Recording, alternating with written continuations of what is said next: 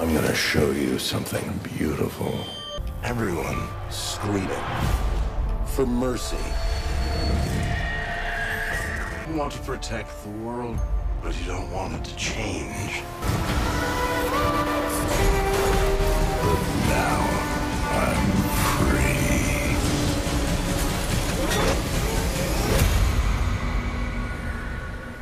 free. There are no strings on me.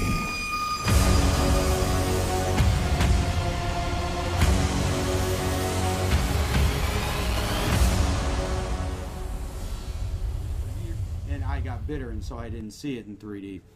But you did, right? I did, and that's by happenstance.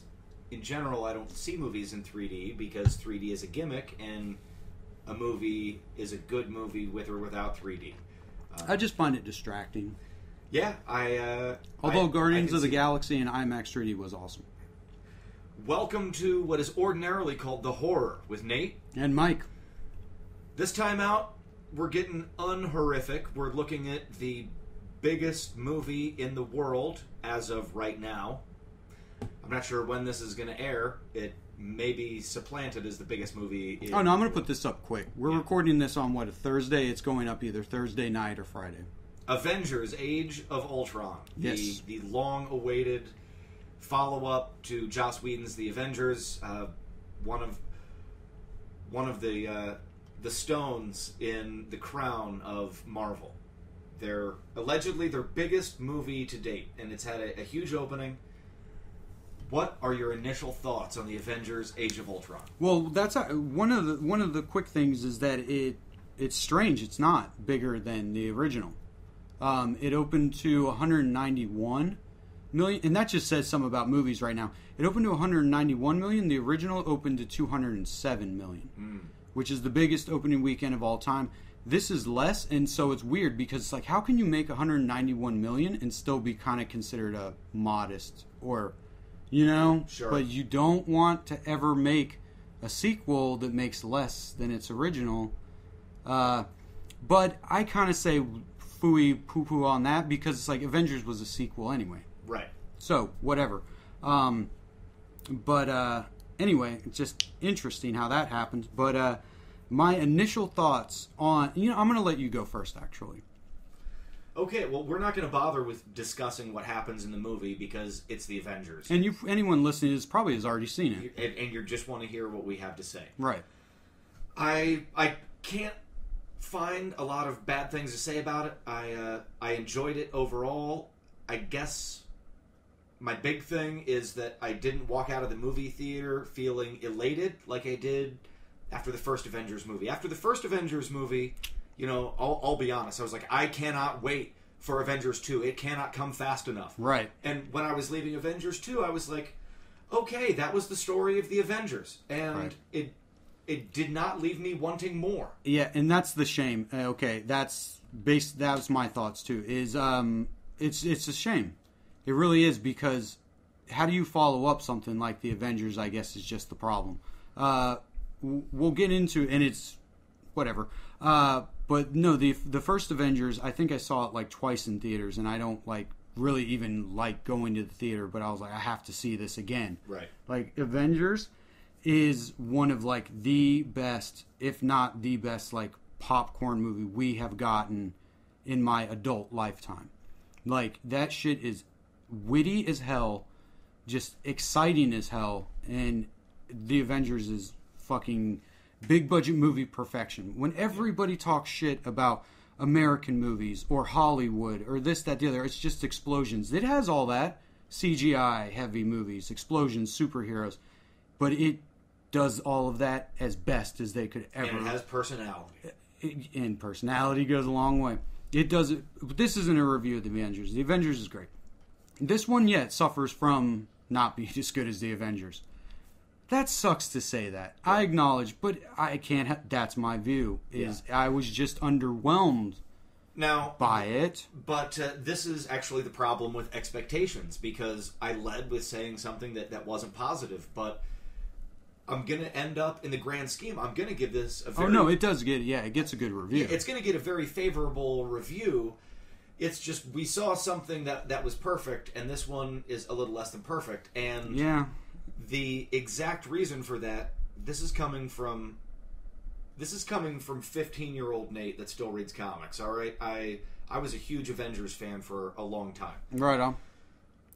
The problem with the Avengers movie is not the Avengers movie. The problem with the Avengers is the Avengers comic. Now, we started out with, we've got Iron Man, Thor, Captain America, Hulk, Hawkeye, Black Widow, Nick Fury. This is All-Star. This is the A-Team. Now, the thing about Avengers in the comics is the A-Team hardly ever existed. Avengers was really usually one or two of the big names surrounded by 4 to 6. Ant-Man, Wasp, Star Fox, Hercules, Black Knight, Vision, Scarlet Witch, Falcon, War Machine. Now, over the course of this movie, we start to have these secondary characters, these heroes that are super, but they're just not as engaging, being folded into the mix. And it made me realize I've seen the best possible incarnation of the Avengers.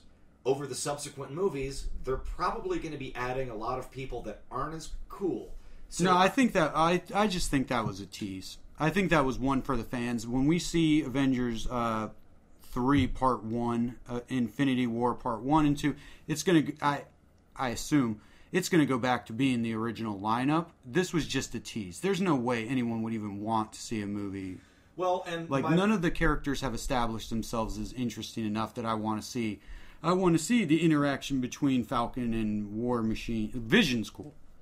And Scarlet Witch is she's pretty cool. She looks cool, but what does she do?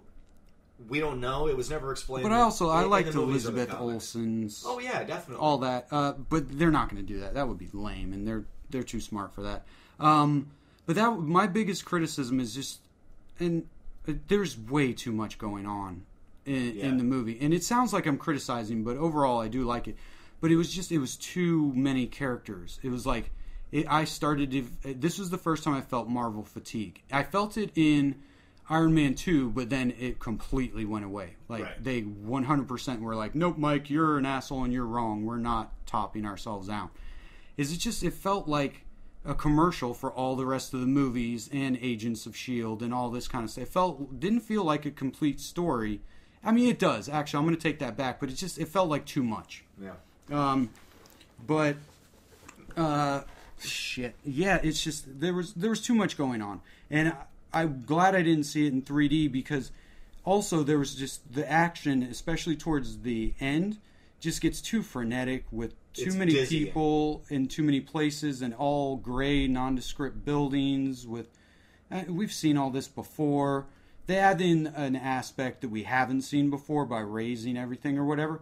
But that doesn't, on street level, which is where most of it takes place, it all still looks the same. Right. So I was really underwhelmed by that. I don't know. It's just I don't watch Agents of S.H.I.E.L.D. And like somebody you were talking about how it led up to the beginning, and while I did like how the beginning kicked full in, I felt there's a tinge in me that kind of feels like, oh, you assholes. Like, you left me out of the loop. Like, I now have to watch these kind of things. I didn't need it. Right. But I'm just whatever. The one thing that really surprised me... I want to get to the positive stuff, because I can keep saying negative, but it's only negative in context of other things. But as far as positives, everybody's still here. Everybody does a really good job. It's witty. It's clever. There are funny lines, not as much as the original. But there are funny lines, there are funny interactions, there's really cool like twist character-wise. Yeah. Ultron, I thought, overall was really cool. He was, again, a step down from Loki. I'm going to try and stop doing that. But I like James Spader so much that I really liked Ultron.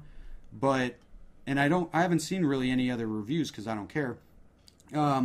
But I could see people saying he was kind of boring because, like, his design's kind of whatever and just whatever. And I wasn't going to say this because we're onto the positive phase. But right. I love James Spader. Right. I would have thought he would have made an amazing evil robot because of his intonation and the way he speaks. Mm-hmm. He was too colorful for Ultron. I couldn't help it. I liked it because he was still always so James Spader. He could read the phone book and it would be great. Yeah. But I would have thought, oh, that's the perfect killer robot voice, and I'm like, you know what? He's far too human to sound like a robot. But then 2/3 of the way through the movie, they introduced the fact, well, since he was based on Tony Stark's files, maybe he has adopted the arrogant Tony Stark. Yes, manner that of is my speaking, so that favorite thing about this movie is James Spader's performance. Like I said, I don't know about the design, and some of it was kind of clinky, and you get lost in it, but his performance was my favorite thing. Like I said, I'll take James Spader. As it turns out, I like James Spader so much I don't even need to see the motherfucker. Like, it's just... It was a really good performance for him. It felt like James Spader, even though you were looking at Yeah, exactly. It was so weird. But especially when he first comes in and the robot that he's inhabiting is all busted up. Mm-hmm. That shit was creepy, cool. I like how because me and Dylan worked animation stuff. Is they worked in so many good things of animation, all these ticks of not just a robot, but it's a neurotic person stuck within a malfunctioning robot at parts. And then when Ultron gets to be Ultron, he was too smooth and he became boringly animated. But some of the other stuff, when he was damaged, it was really fucking cool character stuff. And I loved the whole Tony Stark bleeding into him stuff. Yeah. I thought that was really cool. But again, the problem with the movie is too much is going on.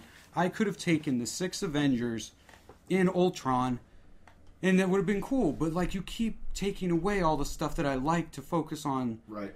Fucking bullshit. The positives. What I loved about Avengers: Age of Ultron.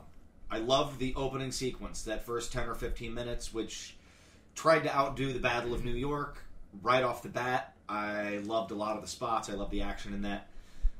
I liked the burgeoning romance between Black Widow and Bruce Banner. That worked for me. I liked the chemistry.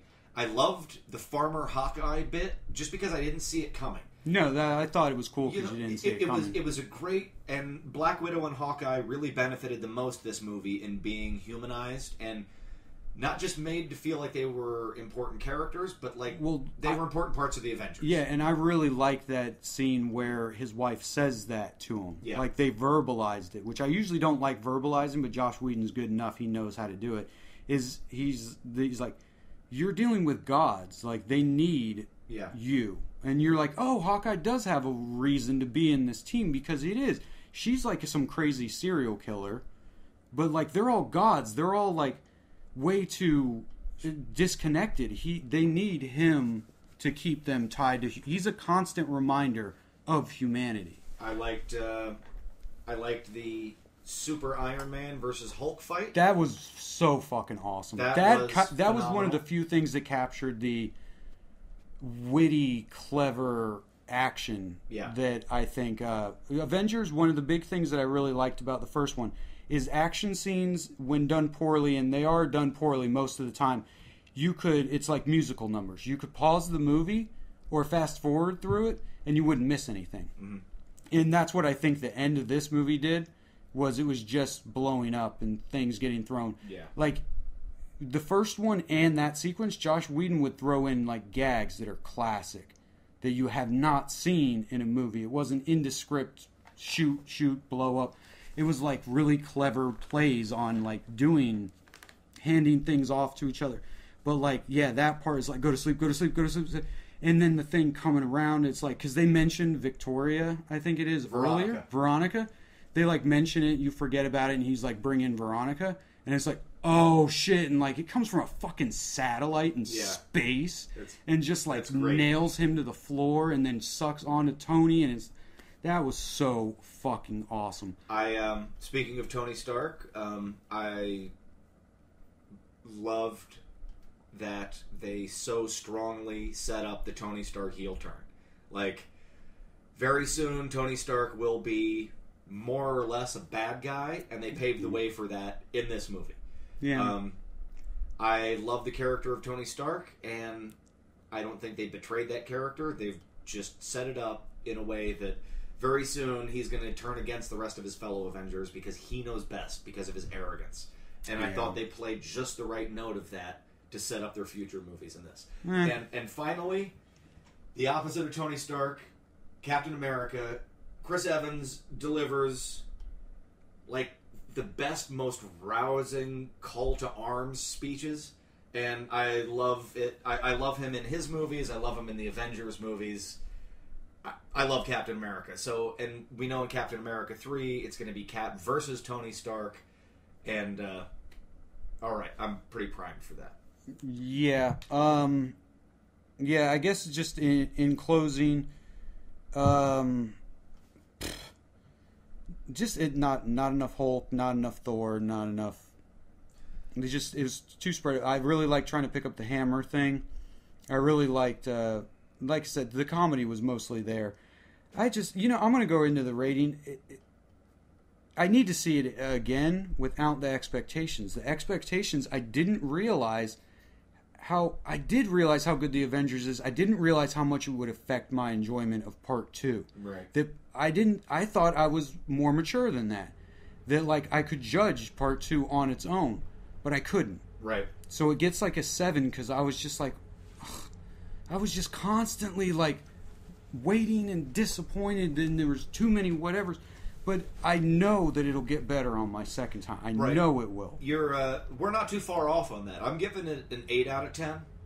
And I think I enjoyed it a little bit more the first time through than you. But also, I would also say that I have to see it a second time to really be sure. Well, that's what I was watching it and I said, okay, I have to see this again. Like, I've lost track. I have to see this twice. But I do. James Spader, I thought, was awesome, and the Hulkbuster scene was noteworthy. Tony Stark's dream sequence I thought was really cool. Yeah, it was at the beginning, and yeah, that's about it that stood out. The rest of it was just I felt like I was watching TV or something. So, what did you out there think of Avengers: Age of Ultron? Are we way off base? Are we right on the money? You can let us know through Facebook and Twitter at Frightflix with a CKS or at Nateflix with an X. We will be back with another full podcast very soon, as well as updated top 5s of our all-time favorite horror movies in different categories. Yes. And reviews of new horror movies. Absolutely. We'll see you later, guys. Until next time.